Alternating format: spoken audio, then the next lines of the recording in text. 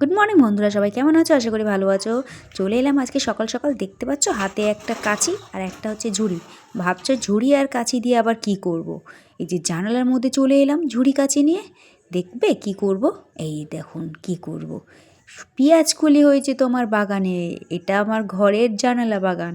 এই জানালা বাগান থেকে আজকের এই পেঁয়াজ কলিগুলোকে তুলে নেবো। লাগিয়েছি যেটুকুই হয়েছে, অনেক হয়েছে, এটুকুই বা কোথায় পাই, কিনতে আবার বাজারে গেলে কিনে নিয়ে আসতে হবে। তাই যেটুকুই হয়েছে এই জানালার মধ্যে, এই ছোটো ছোটো বোতলের মধ্যে, আমার তো কাছে বেশ ভালোই হয়েছে, অনেকই হয়েছে। হওয়ার থেকে বেশ মনটা খুব ভালো লাগছে এই যে তুলতে। তাই এগুলো কেটে দিচ্ছি, এখন এগুলো কেটে তুলে নিচ্ছি, আজকে ভাজা করব, তার মধ্যে দিয়ে দেবো।